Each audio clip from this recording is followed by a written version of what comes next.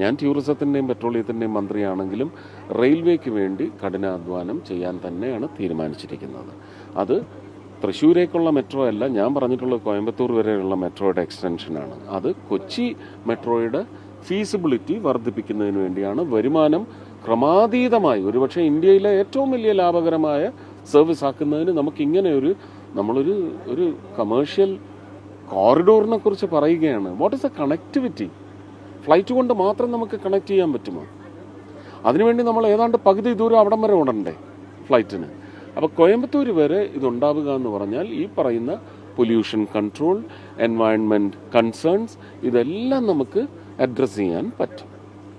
തന്നെയാണ്, അങ്ങനെ തന്നെയാണ് 2019 പറഞ്ഞത്.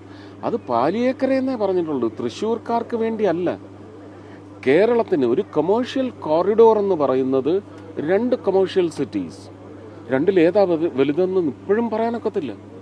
ഇപ്പോഴും ഇവിടെ പരാമർശം നടത്തിയപ്പം മഹാരാഷ്ട്രയോളം കേരളത്തെ സംബന്ധിച്ച്, സൗത്തിനെ സംബന്ധിച്ച് മഹാരാഷ്ട്ര എന്ന് പറയുന്നത് ഭാരതത്തിൻ്റെ കമേഴ്ഷ്യൽ ക്യാപിറ്റലാണ്. കേരളത്തിൻ്റെ കമേഴ്ഷ്യൽ ക്യാപിറ്റൽ എന്ന് പറയുന്നത് അത്രയും തന്നെ ഭീമാകാരനായ കൊച്ചിയാണ്. ആ കൊച്ചിക്ക് ഒരു വിസിബിലിറ്റി വരണമെങ്കിൽ 2 ട്വിൻ കമേഴ്ഷ്യൽ സിറ്റീസിൻ്റെ ഒരു കണക്റ്റ് വളരെ അത്യാവശ്യമാണ്. അതെല്ലാ അർത്ഥത്തിലും അത് നമ്മളുടെ കുട്ടികളുടെ ഭാവിക്ക് ഒരുപാട് ഗുണകരമാവും. പുതിയ ഭാരതത്തിന്, പുതിയ കേരളത്തിന് ഒക്കെ അത് വലിയ വികസിത് ഭാരത് എന്ന് പറയുന്ന സങ്കല്പയാത്രയിൽ ഇതെല്ലാം ശീഘ്രം തന്നെ നമുക്ക് പരിഗണിക്കപ്പെടേണ്ട വിഷയങ്ങളാണ്.